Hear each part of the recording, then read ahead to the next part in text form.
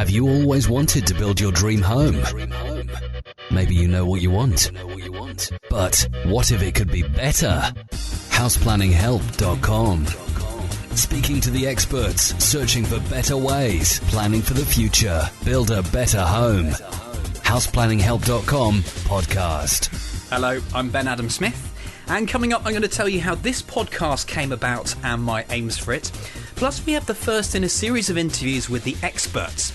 I'll be speaking to Simon Lewis, Managing Director of R.W. Armstrong, a very successful residential builder in southeast England. Houseplanninghelp.com. So thank you for downloading this podcast. It is the first one, and I thought you probably would want to know a little bit more about me and what I'm trying to do here. So my background is not in construction, it's not in housing or anything like that. It's actually in the media, and I've been a radio presenter and also worked in TV for the last 15 years. But I wanted to be more in control of what I'm doing. And so I set up a production company, still doing much the same sort of work in video and audio. But then I thought, well, why not pursue another passion? And I've always had a love for buildings. I love looking at architecture. Whether we're talking about Machu Picchu, going up there when we were travelling was just, oh my goodness, how have they built this? It is incredible up in this location. And the Colosseum in Rome. I'm sure you've been to places like this and you know that there are certain buildings that you absolutely love. And then when I'm walking down the street, there might be buildings that I'm not so keen on. And so I thought, well, this would be really interesting because it is an aim in my life that I want to build my own house. Why don't I go and investigate all about it?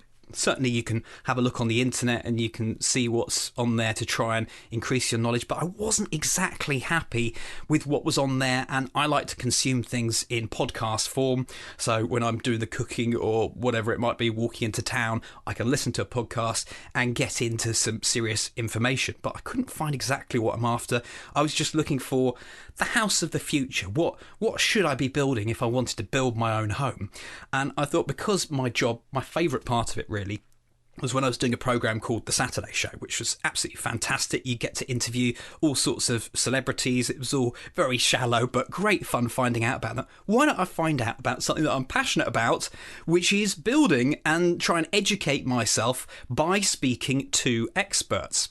And so that's how I've arrived at this point, that I want to try and create a podcast where I can go and meet people who are involved in the industry, who have been recommended to me, and try and just ask them lots of questions and hopefully pick up some nuggets of information along the way. So that is the general plan of what we're doing. I'm really interested in energy efficiency. I think it's going to be important for us in the future as well. And sustainability probably comes very close. I'm not sure where the intersection is. But then not just those elements.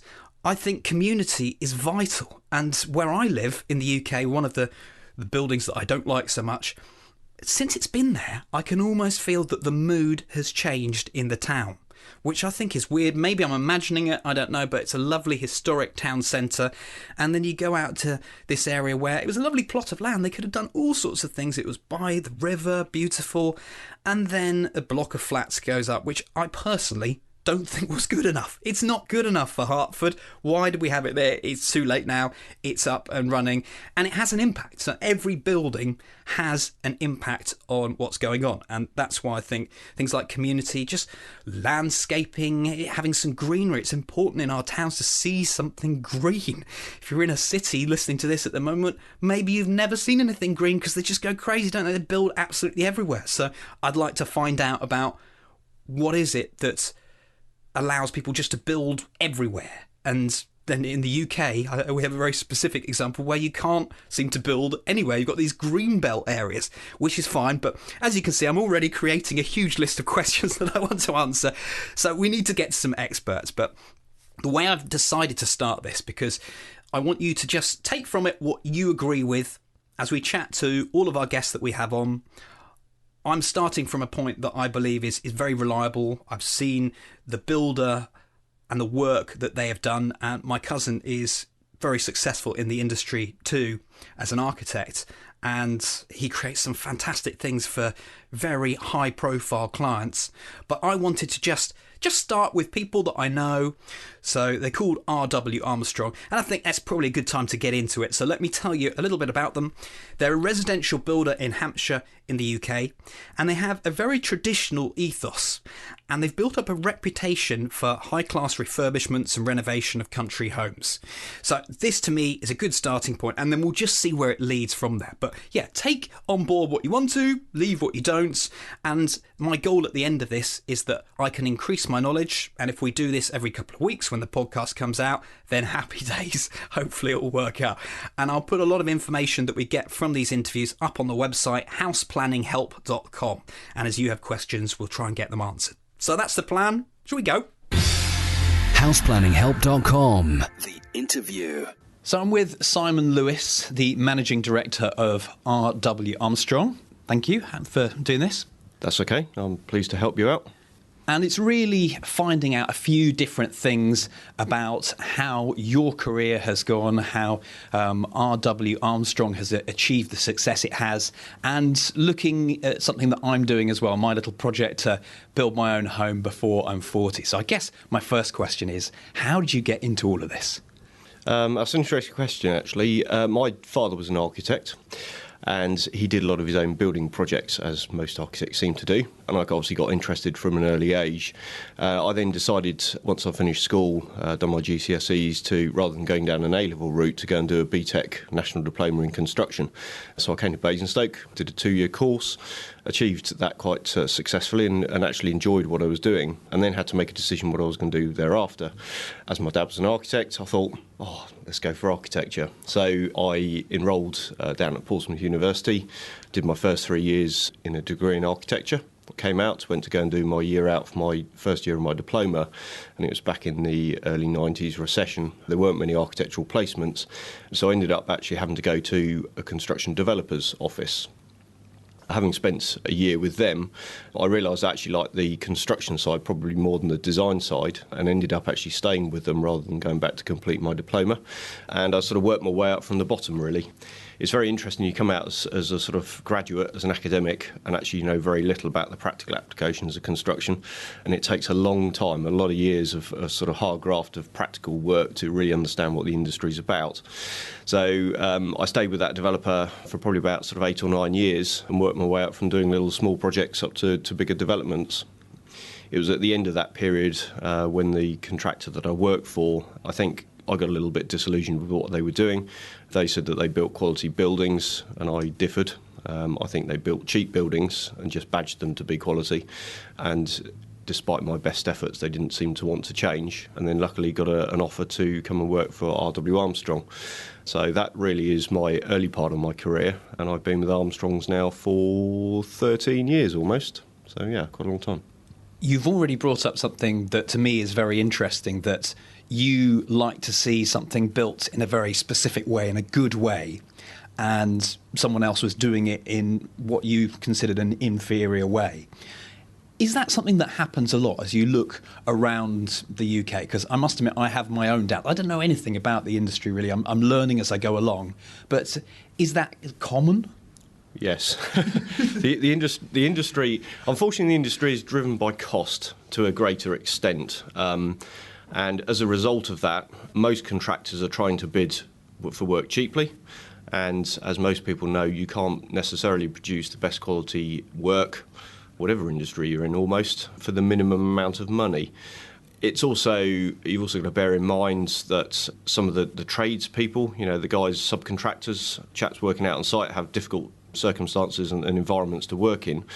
And it's very difficult for them sometimes when they're being paid a relatively low salary or wage to actually become that focused and dedicated in what they're doing. And you often find that the subcontractors and tradespeople just don't produce a quality result. They're more interested in earning money for the end of the week's wage packet than they are in producing, a fine quality piece of craftsmanship. And I think that is an issue across the whole industry. I'm not saying that there aren't individuals who are good out there. There are some very good ones, but you just need to know who they are. And unfortunately, those individuals don't necessarily charge the lowest going rate. So I think it's a case of quite often you get what you pay for.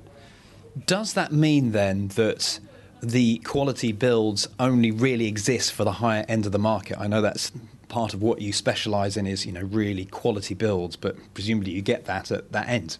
Yes, I would say that is the case. I mean, there are some very nice commercial buildings, and bigger sort of public sector type projects that go on, and you get very good high quality from that. But actually, if you look at how those buildings are built, quite often they're prefabricated, they're built in an industrial warehouse, they're brought to site, put together. They're simpler forms of construction, and therefore it's easier to get them right. The kind of market sector that we work in, is very bespoke. It's still very traditional, very labour intensive, and actually it's that element of the business where you have to have skilled craftsmen doing hard, arduous graft and getting the good results. So yes, I think the market sector that we work in is one of the only market sectors that produces really good quality construction. So your company here that you're the managing director, R.W. Armstrong, what would you say are the key factors that have led you to the success that you have today? A dedication to producing high quality construction, providing a good level of personal service. A lot of what we're about as a business isn't just construction, but it's also supporting our clients, making sure that we understand their expectations and being able to deliver the construction project to meet that. That ethos runs throughout the whole company, from myself and Nigel Armstrong at the top, right through to the trades guys that we got working on site. It's a dedicated team, and we're all in it to achieve the right end result. How easy is it to get a reliable team, or perhaps to build up a reliable team? That's really where the skill is. R.W. Armstrong's been going for 57 years. Over those years, we've got an awful lot of contacts in the industry. Obviously, some of them come and go, but we have built up a big direct workforce. We've got in excess of 60 guys working on site as tradespeople, and then we've got a much larger database of specialist subcontractors that we use who we know can produce the right quality results, and that takes a lot of time. These people quite often are sort of squirreled away in the back end of some of the counties, and you find them over time. They don't necessarily advertise. You put that into your database and you use them as and when required. So I imagine it's a big managerial project that you have to do. As I arrived here today, I saw all the vans being loaded up. You're dealing with a lot of people, aren't you, as you send them out to sites? So that must be quite a complex procedure. It is, yeah. The logistics of managing people, given that they aren't all in a fixed position, they're not in a warehouse or an office every day. They go out to different sites. The logistics of finding the right subcontractors mixed in with our own direct tradespeople and also managed by our own direct management force is one of the hardest parts of the job. And if you don't get that right, you find that you become inefficient, and therefore you can't then provide the service that clients are expecting. You appear to be inefficient, guys not turning up at the right time, and there's nothing more that drives clients mad than being told that somebody's arriving and then nobody does. Another aspect that I'm particularly interested in, and I would hope when I come to build my own house, is energy efficiency. So I'm just interested, how is this developing, and what sort of technologies do you use on some projects, all projects? I don't know. Energy efficiency there's a huge drive on it at the moment. Obviously, the cost of raw fuel is going up, and people want to try and reduce their expenditure for hot water and heating. It's an interesting concept because you have to try and work out what energy efficiency is, whether it's just the heat loss of a building or you're actually looking at about the life cycle costing of buildings as well. In energy efficiency alone, obviously there's a set standard that you have to meet in terms of new buildings under the UK building regulations, and they are ever increasing, and they set a very high benchmark, whether you're relating to kind of insulation, energy efficiency of light fittings and central heating systems, of glazing units, those sorts of things. So everything that we build is energy efficient to a point, and that's obviously to meet the building regulations, and it's up to clients then how much extra money they want to spend to increase or get above that threshold. We also include a lot of renewable energy sources in our buildings: ground source heat pumps, air source heat pumps, solar thermal, solar voltaic. Those sorts of products are very apparent at the moment, and it's the big thing to have solar voltaic. Whether you actually get any money back from that, I think, is yet to be fully understood. It works on paper. But it is quite a big capital outlay for a lot of those systems. They're expensive to put in. And as long as you have the money up front to invest in a ground source heat pump, for instance, you might spend £40,000 or £50,000. And if you're going to stay in a building, maybe 10 years or more, then it will pay itself back. What we haven't quite got to the bottom of yet is the fact we haven't seen these systems go through a whole 10-year cycle and see what kind of maintenance issues they have and obviously the ongoing cost of that. But as I said, on paper, they do seem to be worth installing. Are they easy to incorporate in the designs, or are some things trickier than others? Some things are easier to do than others. A lot of the bigger systems to do with mechanical and electrical, so energy-saving, renewable mechanical systems, if you don't design them into the project from the outset, you'll find it very difficult to fit them retrospectively. If you do, it certainly won't be a full integration in the building. You'll have lots of things on show. They need certain types of pipe work being plumbed in. You need certain amount of space in plant rooms to put all the kit. So yeah, I would say that they do definitely need to be thought about at the design stage. And you mentioned retrospective. I know that's an element sometimes that we look back at what's already here. You do restoration as well. That must be a whole new ballgame, trying to go back and restore something at the same time as making it more efficient. Yes, it is. There's a certain amount of limitations, obviously, with the listed building. It's about what you can and what you can't do. If you're not doing a full strip out and refit of a listed building, then, you are restricted about how much insulation you can put in a building. Some of the conservation issues you have to do with listing, the listed building officer will let you change single glazing to double glazing, and if you do, what kind of double glazing is it? You can get special thin module units, which if you're putting it into a sash window, for instance, you can make it look traditional with a narrow module double glazed unit, but you've also got to think about the fact that you've got to reweight the window to counteract the weight of 2 panes of glass in it instead of 1, and whether the existing box sashes will accommodate that. So there's lots of things that you need to think about throughout a listed building when you're trying to fit energy-saving materials retrospectively. Is there anything in the market that you think is lacking, and sometimes you think, I wish there was this? I almost think there's an overabundance, actually, of materials, of different products, and it's a baffling array, and lots of them, have BBA agreements or agreement certificates, so they appear to work, but to be honest, a lot of them are similar.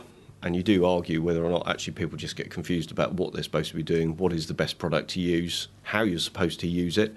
It isn't just the case of putting insulation on a wall, applying it to an old building. You can line an existing solid masonry wall internally with insulation and plasterboard, but actually you have to think about things like the condensation dew point, how it affects the building operation, and how it affects existing detailing and interfacing.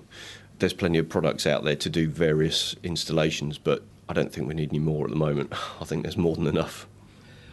I am looking to undertake this project whereby I build my own house before I'm 40. So I'm starting from a point of someone with little knowledge. I've always had an interest and I've always loved great designs, but I would like to construct something. I'm not saying it's going to be extravagant first time round. For someone in my position, what would you say, with all your knowledge that you have, what should I be doing? The first thing, I think, is control your budget carefully. Spending your money in the right way is absolutely critical, and it's very easy to appoint an architect, tell him what your budget is. That architect goes away, designs the biggest house he possibly can for the amount of money you've got, and then you'll find that actually the build cost will increase. You'll start going over your budget, and the only way to get back is to reduce the actual floor area of the building you're putting up so you can afford to put in there the right products and build it the right way. It's understandable most people want the maximum amount of floor space for their money, and therefore they have to compromise on something, and it's normally the fit out or the quality of the products that go into the building. Therefore that jeopardises the aesthetics of it and how well it is built, and perhaps how well it, insulated it is as well. So my first thing, get your budget and actually be very careful about how big you build your house. Okay, that sounds ominous. So I know that this is a big issue, land at the moment, and looking for land. It's almost not going to happen that I'm going to buy a nice field somewhere. What would you suggest? Buying a bungalow that's run down, or a very small patch? Because that will obviously cost too. I will be working on quite a lowish budget, but I'm trying to maximise, as you say, really thinking it through, making sure everything is done well. Regeneration of existing plots, I think, is always a good idea. Whether you can find the right one at the right price is obviously your dilemma. You do have to bear in mind there's a VAT issue. If you're refurbishing a building, then you will have to pay VAT. If you build from new, i.e. you're not refurbishing anything, you're starting on a kind of greenfield site or a demolished building, you will not have to pay VAT. There are a few loopholes in that, and obviously the government has just changed the VAT rating on the conversion of listed buildings. But that's a big factor. 20% of your budget could go if you're doing a refurbishment, whereas if you're doing new builds, obviously you get it VAT free. I personally like refurbishment. New builds are straightforward and you should end up with exactly what you want, but arguably you have to spend more money to design and build in the character into a new house, whereas if you're refurbishing an old one, you've automatically got it. If I'm thinking about your project where you're looking for sort of maximum energy efficiency, then perhaps new is the way to go. You can design it to be exactly to your specification, and you can integrate as much energy-saving materials and products into it as possible, and you haven't got limitations of refurbishment issues. I'm taking that all on board. Would you give me any tips about how I go about finding a builder? I would like to learn myself, but I think that's quite a tall ask to begin with, maybe go alongside someone. But how do I know that it's going to be a good builder? I know about you guys through reputation, but if I'm in a different area, I don't know where I've got my plot of land yet, I'm looking for a builder, what do you suggest? I think the first thing to do is have a look around. If you look in specific magazines, you can go to the CIOB, Institute of Builders, and they should give you a list of chartered companies in the area. That's a good place to start. You can often drive around and you can look at signboards, if you're looking in a local geographic area, and you can quite quickly gauge how efficient a contractor is by looking at their site. So you can drive by a site if it's well organised, nice signboards and neatly presented, then that's a good indication they're at least well organised. And then produce a list, contact those contractors, and then actually go and have a look at some of the work they're doing and get references from clients they've worked for, talk to the architects they work with, and actually do some homework. It will take you a lot of time, but I think it's money well spent. And certainly looking at projects, if you get taken around projects that they're currently completing or have recently completed, will give you a proper view on how well they perform. If you go onto a site, it's well organised, and the guys that you're talking to are telling you the right story and you can see what they're saying is true, plus the fact you get good references from past clients is normally a good indication that they're a pretty sound business. Another key consideration in the current market is check out their financial status. There's a lot of contractors, although they're good, go out of business through cash flow issues, and what you don't want to happen is get halfway through your building and find that a contractor goes bust on you, because that leaves you with all sorts of problems. So financial standing in the current market is pretty critical as well. Are there any characteristics that I need to adopt as well as I go about this project that will help me get through it? Don't believe everything that everyone tells you in the construction industry. Listen to what people do have to say, and then you have to go and evaluate that and make your own mind up. There's a lot of people that tell you what they think you want to hear and aren't totally truthful, be it budgets, timescales, quality, that sort of thing. And really it's a case of kind of feeling your way round. And if you don't think somebody's told you the truth, go and ask somebody else the same question and see what the result is. I think that's a big failing in the industry, actually. There's a lot of untrustworthy people, or a lot of people that just tell you really what you want to hear. And that isn't very helpful when you're a little bit green. You could do with some good, honest advice from people.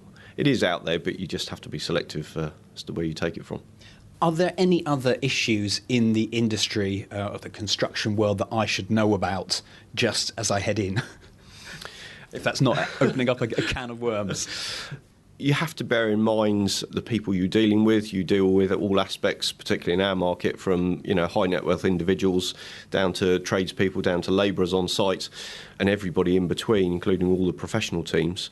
You also have to deal with variable workplaces, so different sites bring different conditions. You have to deal with the weather through the winter and the summer, and that certainly brings complications to projects. If you look at the last couple of winters that we've had, the last one has been reasonably dry. The two before that have been exceptionally cold. And depending on your build type and at what stage you're building throughout the winter, actually it can cause you delays, and delays generally cost you money. So thinking about when you're going to start your project can be quite key. But apart from that, I think once you've found yourself a good builder and a good professional team to design your project out, then there's no reason why it shouldn't succeed.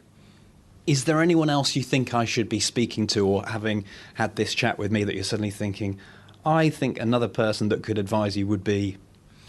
Yeah, there's a renewables consultant. If you're looking at energy efficient house, before you even put pen to paper, you want to talk to somebody that can give you proper advice about insulation, air handling systems, energy efficient systems, whether it's on the electrical or the mechanical side.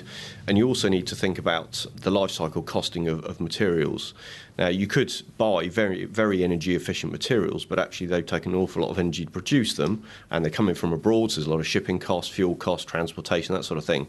And you've got to work out whether or not you're bothered by that, or actually you want to build your house cheaply from locally produced and procurable materials and to make it as energy efficient as possible using those local resources, or whether you want to go further afield, buy more elaborate and more expensive materials, but actually they've taken a lot of oil and a lot of production cost, and therefore actually aren't that good for the planet, albeit they're energy efficient.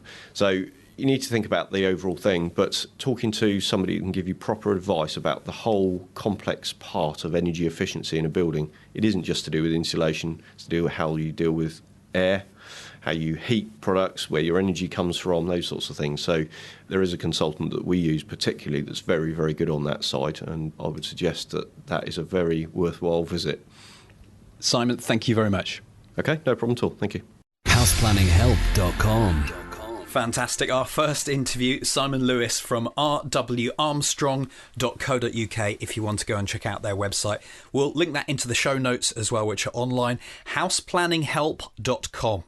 That's also where I'd really like your feedback, whether it's on the interview, on our first podcast, if you have some questions or areas that you'd like me to explore in future episodes. I really want this to go in the direction that you want it to as well. It's got to be useful for us all. The other thing, I want to start up a feature about your top 3 tips. This is really only open to you if you've been through a house renovation yourself, or you've done a self-build. Then I would like to hear from you your top 3 tips. If you had to sum the whole experience up with 3 bits of information that you think, well, this will go a long way, then I would like that. So head on to the website, houseplanninghelp.com. Just before I go, a big thank you that I must do, and it's to my friend Mike Russell from Music Radio Creative, who has been absolutely fantastic in supporting me. This is the first time that my production company has put a podcast live, and he has done this before. He's very experienced. So Mike Russell, Music Radio Creative, thank you so much, and sorry if I annoyed you for a few weeks. Next time, I'll be interviewing an energy efficiency expert, Martin Evans from the Malthouse Consultancy. So that'll be next time here on houseplanninghelp.com. Thank you very much for listening, and I'd love a review on iTunes if you can do that. Head on there, it'll really improve our visibility. So I'll see you next time. You've been listening to Ben Adam Smith on the path to build a better home. Sign up now to the free email newsletter. Head to houseplanninghelp.com.